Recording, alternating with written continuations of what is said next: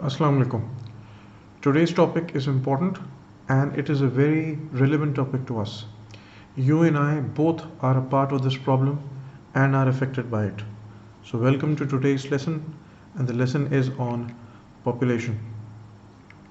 So, what does population actually tell us? There are ways to identify the different reasons why population is growing, what is happening with the population, the age structure, and the different ways the government can take in order to stop or control the population. So let's dig into the chapter right away. We have the syllabus first of all, and population. The first thing which we're going to do is to look at the factors which affect the population growth, the birth rate, the death rate, the net migration rate, reasons for different rates of population growth among countries, um, which actually means that why is the birth rate, death rate, and net immigration rate different between countries, and what are the reasons for it. The effects of changes in the size and structure of population of different countries. अब structure का मतलब ये होता है कि हर population के different age groups होते हैं. कहीं पे बुज़ुर्गों की, elderly लोगों की तादाद ज़्यादा होती है, कहीं पे बच्चों की तादाद ज़्यादा होती है, कहीं पे मिडिल एज लोगों की तादाद ज़्यादा होती है, कहीं पे ख़वातीन की तादाद ज़्यादा होती है, कहीं पे मेल की तादाद ज़्यादा होती है. क्यों होती है, रेशोज़ में क्यों फ़र्क आता है? इसमें पॉपुलेशन पिरामिड एक टूल है जो हम इस्तेमाल करेंगे. उसका जो बनाना है वो आपसे, या उसको जो क्रिएट करना है वो आपके सिलेबस में कवर्ड नहीं है, मगर उसकी इंटरप्रिटेशन, उसकी रिप्रेजेंटेशन आपको आनी चाहिए. उससे डेटा पढ़ने का तरीका आना चाहिए कि पिरामिड का मतलब क्या है. अगर एक सर्टन स्ट्रक्चर या सर्टन टाइप का पिरामिड या सर्टन शेप का पिरामिड आपको दिया गया है तो इससे आपको क्या रिजल्ट्स डिराइव करने हैं. So yes, let's go ahead. And of course, throughout this lecture, I have put some data which is going to help us. It is not included in your syllabus, of course, but आपको perspective पता चलेगा कि population कितना एक far reaching problem है, और हमें इसको पढ़ना हमारे लिए क्यों इम्पोर्टेंट है. ओ लेवल्स के सिलेबस और एग्जामिनेशन की हद तक नहीं, बल्कि उससे आगे भी. इसका जो कोर्स स्ट्रक्चर है या जो लेक्चर स्ट्रक्चर है वो देख लेते हैं. पहले हम फैक्टर्स अफेक्टिंग ग्रोथ, जो 3 फैक्टर्स हैं उसके बारे में डिस्कस करेंगे. Reasons for different growth rates उसको डिस्कस करेंगे. Effects of change in size and structure of population, इस पर डिपेंडेंसी रेशियो एक बहुत इंपॉर्टेंट एलिमेंट है, उसको डिस्कस करेंगे. Effects of an increase in population, अगर पॉपुलेशन बढ़ रही है उसके पॉजिटिव इम्पैक्ट क्या है और उसका नेगेटिव इम्पैक्ट क्या है. आपका ऐसे या आपका जो डिस्कशन वाला जो क्वेश्चन है उसके लिए ये बहुत इंपॉर्टेंट पॉइंट है. फिर consequences of an ageing population, rise in dependency, और दूसरे जो फैक्टर्स हैं कि एक हमारी पॉपुलेशन की जो एज है, जो एवरेज एज है, वो क्यों इंक्रीज या डिक्रीज हो रही है. And last but not least, we are going to study the effect of net immigration. Net immigration का मतलब होता है an increase in the number of people leaving the country. If that is more than the number of people coming into the country, that is known as net immigration. Okay, before we dig into the boring parts, कुछ मीठी बातें हो जाएं. ये दुनिया है, right? That's the globe. Population कितनी है इसकी? Take a wild guess. Class में हम डिस्कस कर चुके हैं. 7.5 billion. A billion has 9 zeros. सो अर्थ की जो पॉपुलेशन है वो 7.5 बिलियन है. 2064 पे एस्टिमेट है कि ये 10 बिलियन तक पहुंच जाएगी. 9 बिलियन क्रॉस करके 10 बिलियन तक ये आ जाएगी. अच्छा, जो हमारे पास रिसोर्सेज हैं दुनिया में इस वक्त वो इतने हैं कि हम 9 बिलियन की पॉपुलेशन को सपोर्ट कर सकते हैं. That is what the estimate says. So let's see, in around 40 years time you will get to know how much are we prepared for this population increase. अच्छा, एक चीज़ जो बहुत इंपॉर्टेंट है पॉपुलेशन की वो है कि पॉपुलेशन ग्रोथ रेट हर साल कितने से अर्थ की पॉपुलेशन चेंज हो रही है. तो इस वक्त का जो नंबर है वो है 1.1%, यानी कि हर साल 8 मिलियन लोगों का 80 मिलियन लोगों का इजाफा होता है दुनिया में. 80 मिलियन लोग, 80 million people enter the world every year. That means we have 80 million babies every year. 1.1% से grow कर रहा है. So that's a massive number. Um, but even more interesting is this. The top 5 countries in the world in terms of population. So China is number 1, 1.4 billion. India 1.3. You have USA at 0.33. Indonesia, the largest Muslim country in the world, at 0.26 billion, and then Pakistan 0.22 billion. By 2050, it is expected that India is going to be number 1 because their population birth rate is increasing, and Pakistan is going to jump around the 4th country in the world. Nigeria is also going to come from number 7 and may enter the top 5. So ये कुछ important statistics हैं. और बड़े मज़े की बात है कि ये जो सिर्फ 5 मुल्क हैं जो आपको आपकी स्क्रीन पर नज़र आ रहे हैं, पूरी दुनिया में 196 से लेकर 200 तक के ममालिक तस्लीम किए जाते हैं. उसमें से ये जो 5 हैं ये पूरी दुनिया की पॉपुलेशन का 45% है. राइट, पूरी दुनिया की पॉपुलेशन का इससे जो 5 ममालिक आप देख रहे हैं 45% है. बाकी 190 या 191 कंट्रीज़ जो हैं या 195 कंट्रीज़ जो हैं उसमें बाकी के 54% लोग रहते हैं. So that's a great statistic to know. Now population में the first thing which we're going to do is factors affecting growth. The 3 things which affect growth are birth rate, death rate and net migration. Birth rate is the number of live births per thousand of population per year, यानी कि 1000 लोगों में बच्चे कितने पैदा हुए. ये birth rate कहलाता है. इसको जो चीज़ें इन्फ्लुएंस करती हैं वो है एवरेज एज ऑफ पॉपुलेशन. क्या पॉपुलेशन बूढ़ी है या बूढ़े लोग ज़्यादा हैं, जवान लोग ज़्यादा हैं, बच्चे ज़्यादा हैं, जवान लोग ज़्यादा हैं, ज़्यादा शादियाँ होंगी, बच्चे ज़्यादा होंगे. नंबर ऑफ विमेन ज़्यादा हैं तो ऑफकोर्स, और उनका अगर फर्टिलिटी रेट यानी कि the number of kids they have if that is high तो बर्थ रेट हाई होगा. Second is death rate, the number of deaths पर 1000 पीपल पर ईयर. सो इसको जो चीज़ें इन्फ्लुएंस करती हैं वो न्यूट्रिशन और मैल न्यूट्रिशन. अगर आपके पास ताज़ा या अच्छी ग़िज़ा नहीं है, आज देखिए डंकिन डोनट्स का एक प्लांट सील हो गया, सब गैर मयारी प्रोडक्ट्स दे रहे थे. लेकिन चलें, गैर मयारी से तो हमारी दर्द नहीं होती. लेकिन ऑफ कोर्स एरिज़ोना ग्रिल का पिछली दफ़ा का एक नाखुशगवार वाक़या था. लेकिन जो मैं न्यूट्रिशन की बात कर रहा हूँ वो ये है कि जनरली हमारे पास हेल्दी प्रोडक्ट्स ना हो, लोगों के पास एक्सेस नहीं हो टू हैव न्यूट्रिशियस फूड.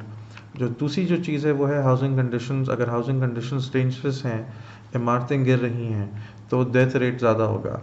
अगर हैज़र्ड का ख़तरा ज़्यादा है, आग लगने का ख़तरा ज़्यादा है तो इसमें डेथ रेट जो है ऐसी जगहों पे ज़्यादा होगा. मेडिकल केयर की फैसिलिटीज़ कितनी अच्छी हैं. अभी भी पाकिस्तान में ऐसी जगह हैं जहाँ के ऊपर अगर खुदा न खास्ता किसी को हार्ट पेशेंट हैं और किसी को अगर हार्ट अटैक हो गया तो मेडिकल फैसिलिटीज़ तक पहुँचते पहुँचते कहानी बहुत बिगड़ जाती है. लाइफस्टाइल क्या है एंड वर्किंग कंडीशंस. अगर वर्किंग कंडीशंस अच्छे हैं, ठीक है, वर्किंग कंडीशंस अगर हैज़र्डस हैं, गदानी एक शिप ब्रेकिंग टाउन है कराची का जहाँ के ऊपर शिप आते हैं और वहाँ के बलूचिस्तान का और वहाँ के ऊपर शिप्स ब्रेक होते हैं फॉर स्क्रैप मेटल. वहाँ की वर्किंग कंडीशंस बिल्कुल ही पुअर हैं. कभी कभार टेंशन केबल के स्नैप होने से लोगों की डेथ हो जाती है. कभी वहाँ पे गैसेस जो शिप के फ्यूल टैंक में होते हैं, कभी जब उनकी कटिंग हो रही होती है तो उसमें कंबस्शन होता है, एक्सप्लोजन होती है जिससे डेथ हो जाती है. तो ये वर्किंग कंडीशंस हैं जिनकी वजह से डेथ रेट इंक्रीज़ हो सकता है. एंड मिलिट्री एक्शंस यानी कि वॉर अगर ज़्यादा है या वो नॉर्दर्न पाकिस्तान के इलाकों में या साउथ वज़ीरिस्तान और इस तरह के इलाकों के अंदर अगर ऑपरेशन ज़्यादा हैं मिलिट्री के तो यहाँ के ऊपर जो डेथ रेट है वो ज़्यादा होगा. Net migration is difference between immigration which is people coming into a country and immigration with an E which means people going out of the country. So इसको क्या चीज़ इन्फ्लुएंस करती है? Economic condition, wars, persecution. क्या आपके मुल्क के अंदर जो है वो किसी एक पर्टिकुलर तबके के ख़िलाफ़ कोई उनको चुन चुन के मारा तो नहीं जा रहा है, जेनोसाइड तो नहीं हो रहा.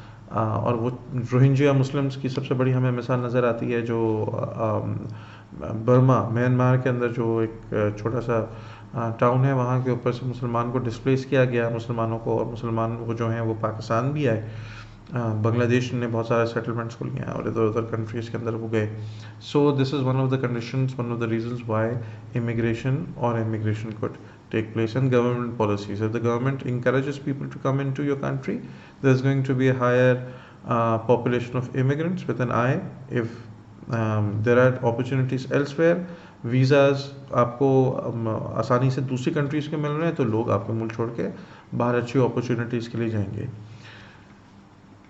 नाउ बर्थ रेट की बढ़ने की, high birth rate, low birth rate की क्या वजह हो सकती है, तो हम इसको ज़रा देख लेते हैं. बर्थ रेट हाई उस वक्त होगा व्हेन यंग एवरेज एज की पॉपुलेशन होगी, यानी कि यंग लोग ज़्यादा हैं हमारी पॉपुलेशन में, शादियाँ ज़्यादा होंगी, बच्चे ज़्यादा होंगे. विमेन मैरी यंग, विमेन जल्दी उनकी शादी होगी, बच्चे वो ज़्यादा पैदा करेंगी. इन्फेंट मोर्टेलिटी रेट, अच्छा इसको समझें. इन्फेंट मोर्टेलिटी का मतलब होता है number of death of children below the age of 5 या उससे भी कम पर 1000. अगर आपका इन्फेंट मोर्टेलिटी रेट हाई है, यानी कि बच्चों की डेथ ज़्यादा हो रही है, तो माँ बाप को इस बात का रियलाइजेशन होता है कि अगर हमारी फैमिली में 4 बच्चे हैं, हो सकता है इनमें से 1 या 2 सर्वाइव ना करें. अगर 2 बच्चे होते, राइट, अगर 2 बच्चे होते तो उनको इस बात का अंदाज़ा होता है, ख़ासतौर पे जो पुअर कंट्रीज़ हैं जहाँ पे मेडिकल एक्सेस नहीं होता, फैसिलिटीज़ अवेलेबल नहीं होती फॉर पुअर पीपल, वहाँ के ऊपर इस बात का वो ख्याल रखते हैं, अंदाज़ा लगा लेते हैं, अपनी तरफ से प्लान करते हैं कि हमें फैमिली बड़ी रखनी है, क्योंकि हो सकता है इसमें से 2 बच्चे ऐसे हों जो कि बड़े ही ना हो पाए, तो इसलिए वो 4 और 5 बच्चे रखते हैं. तो अगर आपका इन्फेंट मोर्टेलिटी रेट हाई है, बर्थ रेट हाई होगा, क्योंकि as assurance, as security, parents जो हैं वो फैमिलीज बड़ी रखेंगे. Right, I know this is a tough pill to swallow, मगर जितनी भी पुअर कंट्रीज़ हैं, अगर आप उनका पॉपुलेशन पिरामिड देखें, और अभी हम देखेंगे इंक्लूडिंग पाकिस्तान, यहाँ पे चिल्ड्रन को as a source of income भी तो ट्रीट किया जाता है. मासी के साथ उसका बच्चा नहीं आता, जो आपके किसी नेफ्यू का या नीस का ख्याल रखता है, उसको आप 1000-2000 रुपये ज़्यादा देते हैं, और ये बच्चा अपने आप अपनी 1000-2000 रुपये से अपने घर को सपोर्ट करता है. तो ये चक्कर है. Women are not well educated, so of course they are not part of the workforce, and they stay at home and they marry. Most women do not work. Yes, child upbringing is cheap. School भेजने पे कोई पाबंदी, मतलब पे कोई restriction नहीं है कि आपने इतने भेजना ही भेजना है. कुछ कंट्रीज़ के अंदर तो पढ़ाना ज़रूरी है. वहाँ पे आपको you have to ensure that the child has gone to a certain number of years in a school.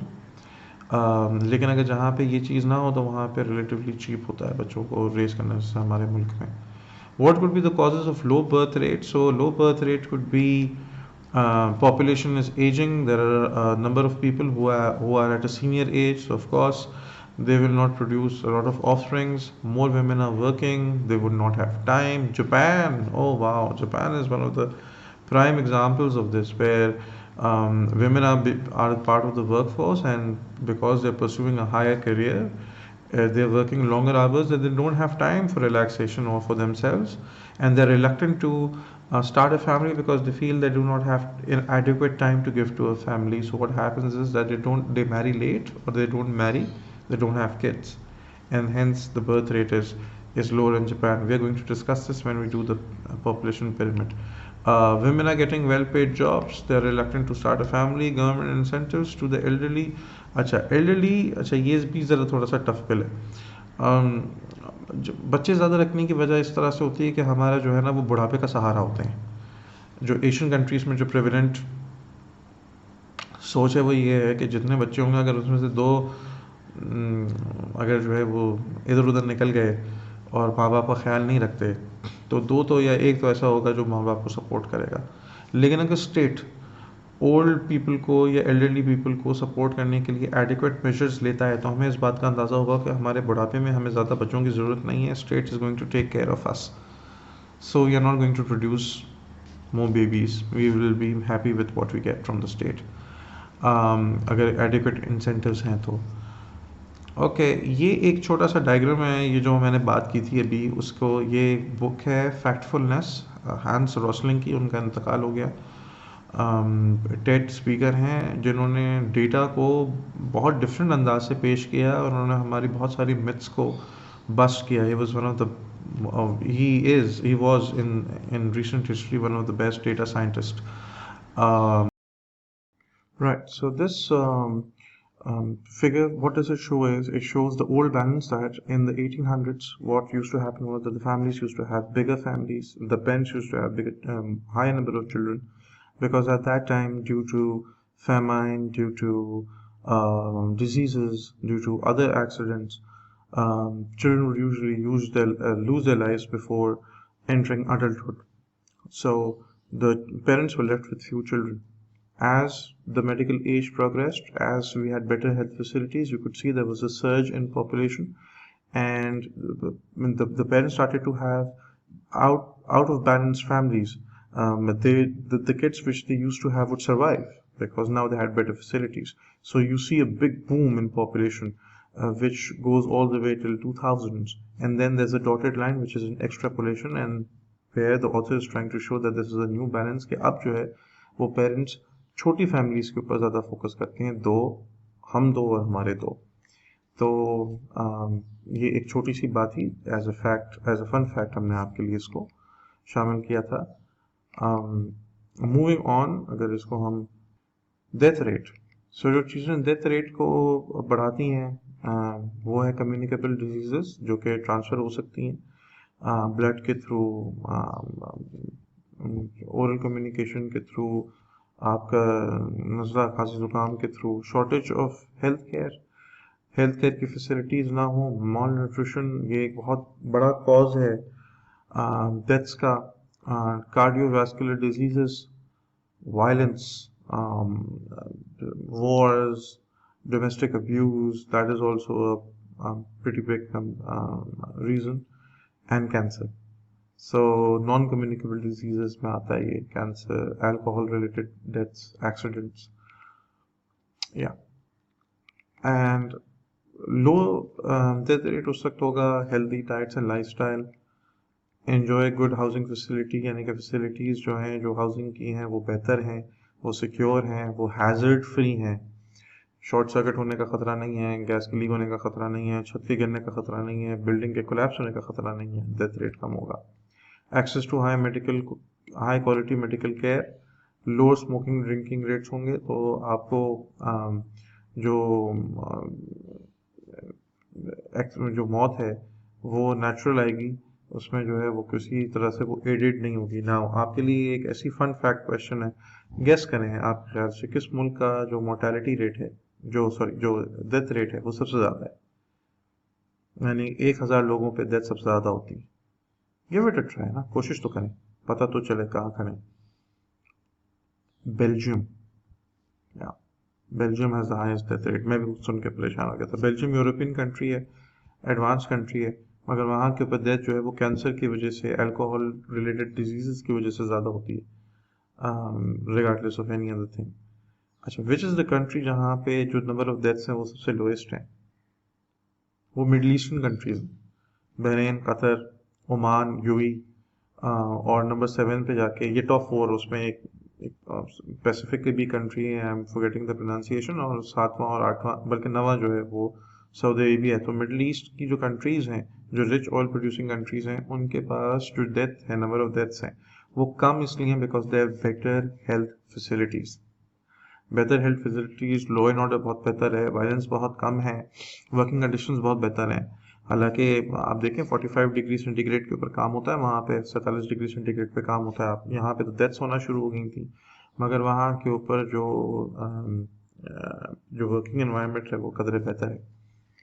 So these are some of the things. अच्छा, अब ग्रोथ रेट का जो इम्पैक्ट है वो इन तीनों पे डिपेंड करता है, बर्थ रेट, डेथ रेट और नेट माइग्रेशन। सो अगर लेट से बर्थ रेट हमारा 2% है और डेथ रेट 10% है, यानी कि लोगों की डेथ ज़्यादा हो रही है, बच्चे कम आ रहे हैं हमारे पास, और नेट इमिग्रेशन, लोग छोड़ कर जा रहे हैं, तो हमारी पॉपुलेशन बढ़ेगी या कम होगी? कम होगी ना, बच्चे कम हो रहे हैं, अमवात ज़्यादा हो रही हैं, यानी कि मौत लोगों को ज़्यादा आ रही है, जल्दी आ रही है, और जो लोग हैं वो मुल्क भी छोड़ के जा रहे हैं, तो इसका मतलब है आपकी जो पॉपुलेशन है वो डिक्लाइन कर रही है, पॉपुलेशन विल फॉल। सो ये मैंने आपको एग्जांपल दी कि this is how 3 factors merge together in order to get a proper picture. जब हम effects of change in size of population पढ़ते हैं तो उसके लिए हम एक डायग्राम बनाते हैं जिसका नाम है पॉपुलेशन पिरामिड। ये जो आपकी स्क्रीन पे इस वक्त आपको नजर आ रहा है, ये जो बड़ा कूल सा एक पिरामिड है, कलरफुल, इसमें दो पार्ट्स होते हैं। हम किसी भी पॉपुलेशन को हमने मेल और फीमेल में तोड़ा हुआ होता है, और आपको लेफ्ट हैंड साइड पे कुछ नंबर रेंजेस नजर आ रहे हैं, 0 to 10, 11 to 20। These are age groups, यानी कि एज ग्रुप 0 to 10 में मेल कितने ब्लू बार बता रहा है वो, और फीमेल कितने ये ब्लू बार बता रहा है। Blue and pink bars tell you कि एक एज ग्रुप में कितने लोग हैं, और उसी तरीके से हम उनका स्प्लिट करते हैं। तो यहाँ पे मैंने नंबर्स नहीं लिखे, लेकिन अभी हम करेंगे और नंबर्स आपको समझ में आएंगे। एक चीज जो इसके साथ ही बिल्कुल रिलेटेड है वो है dependency ratio. What is dependency ratio? Dependency ratio is given as number of dependent age groups upon number in the labor force। यानी कि हमारी लेबर फोर्स वर्किंग पॉपुलेशन की जो लोग हैं वो हमारे लोगों को कितना सपोर्ट कर रहे हैं, वो जो खुद काम नहीं कर सकते उनको डिपेंडेंट कहा जाता है। डिपेंडेंट एज ग्रुप्स की दो वैरायटीज होती हैं, एक who are above 64, old age dependent. ये जानना आपके लिए एग्जाम के हिसाब से जरूरी नहीं है, लेकिन सिर्फ समझाने की हद तक कि डिपेंडेंट कौन होता है। People who are above the age of 64 उनको ओल्ड एज डिपेंडेंट कहा जाता है या ओल्ड डिपेंडेंट्स कहा जाता है। And young dependent who are below the age of 14। आज जहाँ पे मुल्कों में जो स्कूल लिविंग एज है वो 14 है, तो living below that age is criminal. ठीक है, सॉरी, लिविंग स्कूल जो उसे वो तो चले वो तो है ही क्रिमिनल, लेकिन ये कि the people who are below the age of 14 they are known as dependents. So dependents में दो लोग आते हैं, रिटायरमेंट एज वाले लोग above the age of 64 and below the age of 14 years, right. ये आपका टोटल डिपेंडेंट है। तो हम डिपेंडेंट रेशो में ये देखते हैं कि हमारी जो वर्क फोर्स है वो हमारे डिपेंडेंट्स को कितना सपोर्ट कर रही है। ठीक है, ये पॉपुलेशन पिरामिड चाइना का है, 2019 का फिगर है, 1.4 बिलियन चाइना की पॉपुलेशन है। डिपेंडेंसी रेशो 40% है, which means that 40% of the population depends upon the other people. और इसमें अगर आप देखें तो नंबर ऑफ जो एल्डरली हैं वो ज़्यादा हैं, वो 12% है, मतलब as compare to other countries वो आप देखेंगे। और जो यंग पीपल हैं इसमें वो 18 है, और जो वर्किंग पॉपुलेशन है वो 70% है। 14 ईयर्स हम इसलिए लेते हैं यहाँ, और ये जो परसेंटेजेस दी हुई हैं ये मिलियंस में नहीं है। तो फॉर एग्जांपल अगर मैं 0 to 4 देखूं तो 3.1% ऑफ 1.4 बिलियन इतने जो लोग हैं वो मेल हैं और between the age of 0 to 4 हैं। इसको इस तरह से पढ़ा जाता है। तो ये जो जहाँ पे मैंने ये लाइन पहली वाली जो लाइन खींची हुई है, what does that show? That shows that जो आपका जो फर्स्ट लाइन है डॉटेड लाइन, उससे नीचे जो है वो यूथ है, यानी कि स्कूल लिविंग एज है वो, और वो अगर आप टोटल करें तो 18% बनेगा। जो ऊपर वाली जो लाइन है उससे ऊपर का अगर आप परसेंटेजेस को टोटल करें तो वो एल्डरली लोगों की परसेंटेज है, वो आप टोटल करें तो 12% बनेगा। उसके बीच में जो लोग हैं वो हैं जो वर्क करेंगे, वो 70% है। ठीक है, वो अगर आप टोटल करें परसेंटेजेस को तो that is going to come to 70। Now let's say the dependency ratio is 40%, right, it is 40%। So what does it mean? That large proportion of elderly high life expectancy, that जो है ना वो China के अंदर जो old age की जो population है वो इंक्रीज हो रही है, और one of the reasons could be better medical facilities etcetera. And birth rate is slow, कम होता जा रहा है। आप देखें वर्किंग पॉपुलेशन में 30 से 34 की जो मेल और फीमेल मिलाने तो तकरीबन बनेगा 8.9 या 9%। और उसके बाद जो बच्चे हैं वो कम हैं, हालांकि एल्डरली मतलब कि यंग पीपल के हिसाब से बच्चे ज़्यादा होने चाहिए थे। अगर ये 8.9% है तो बाकी जो बच्चे हैं वो तकरीबन 10-12% होने चाहिए थे छोटे एज ग्रुप्स में, मगर वो कम है। उसका मतलब ये है कि जो है द नंबर ऑफ चिल्ड्रन पर family is slow. And China की पॉलिसी थी one family one child policy, यानी कि कुछ अरसे तक एक फैमिली एक बच्चे को जो है वो रेयर कर सकती थी। आहा हा, प्यारा पाकिस्तान 220 ऑड मिलियन, 217 से लेके 220 तक का नंबर आपको मिलेगा। 0.22 बिलियन ये बनती है। अगर आप देखो तो इसके अंदर जो नंबर ऑफ चिल्ड्रन है वो ज़्यादा है, और ये गुर्बत की अलामत है, ये डेवलपिंग कंट्री की अलामत है कि यहाँ के ऊपर बच्चों की तादाद इसलिए ज़्यादा होती है बिकॉज माँ बाप बच्चों को एज एन इंश्योरेंस पॉलिसी लेते हैं, पहली बात। दूसरा, as a source of income लेते हैं। और जो है वो यहाँ के ऊपर और वजह ये भी हो सकती है कि हमारे पास एक्सेस टू पॉपुलेशन प्लानिंग वो भी नहीं है। तो हमारी जो जितनी जो और ये भी हो सकता है कि विमेन मैरी यंग, ये जो सारी रेट चीज़ें आपने पढ़ी थी। Large number of children, high birth rate, more schools, more resources to support them, यानी कि अब क्या हुकूमत को क्या करना पड़ेगा, more resources to support them. We would need more food, we would need more water, we would need more sanitation facilities etcetera and etcetera. Okay, so Japan का अगर हम पॉपुलेशन पिरामिड देखें तो इसके अंदर the birth rate is 13%। Elderly बहुत ज़्यादा है बिकॉज जापान के अंदर एक तो जो है वो they have healthy life styles, they live a little longer. the number of children and the birth rate is getting lower and lower। आप देखें तो वो नीचे वाला तबका कम से कम होता जा रहा है। वो इसलिए नीचे वाले जो यानी कि एज ग्रुप्स हैं वो कम से कम इसलिए होते जा रहे हैं because Japanese are so engrossed in their work to support themselves that they don't have time to start a family and the birth rate is declining। तो इससे इस लो फर्टिलिटी का मतलब ये कि there are lesser number of births per women। अब ये क्या होगा, ये होगा कि देखो यार, ये डिपेंडेंट यानी कि कितने लोग डिपेंडेंट हैं, तकरीबन जो है वो 28% प्लस 13%, यानी कि तकरीबन कोई 41% लोग जो है वो डिपेंडेंट है। डिपेंडेंसी रेशियो 68% है, यानी कि 68% of the dependents depend upon the other people. तो इसमें इसमें ये है कि ये जो वर्किंग पॉपुलेशन है उसके ऊपर बर्डन ज़्यादा आएगा, उनके ऊपर उनको सपोर्ट करने के लिए उनको जो है वो हर बंदे के ऊपर 3-3 4-4 डिपेंडेंट्स होंगे, तो वो उनके लिए भी कमाएगा, उनके लिए फैसिलिटीज प्रोवाइड करेगा, so on and so forth. So this is going to create trouble for them. ये गेस तो करें ना ये कौन सी कंट्री है। This is awesome. And when I saw this for the first time I said oh wow, this is awesome.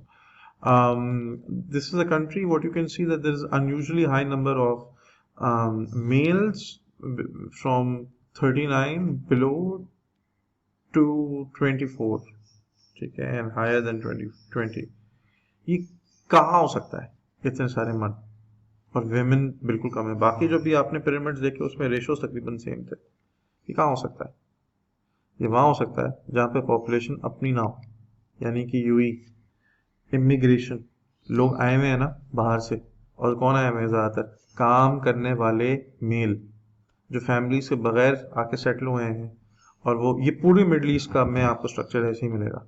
बच्चे कम इसलिए क्योंकि वहाँ के ऊपर फैमिलीज जो है वो कम है, वहाँ एज कम्पेयर टू वहाँ के ऊपर जो नंबर ऑफ इमिग्रेंट्स वो लिविंग अलोन वो ज़्यादा है। इसमें जो खवातीन भी आपको ज़्यादा मिलेंगी, जो 4.7% आपको 30 to 34 में वुमेन का ज़्यादा नज़र आ रहा है, वो मेड्स, नर्सेस जो फिलिपिनो या इंडिया से, श्रीलंका से आती हैं, काम करती हैं।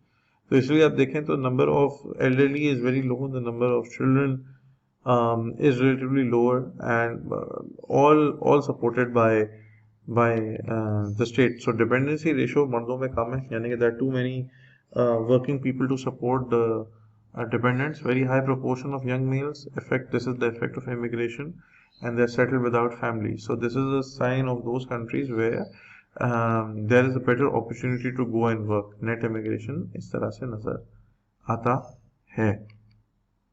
I hope that was clear। So now what we are going to do is we are going to start with the effect of change, or we are going to start with the optimum population।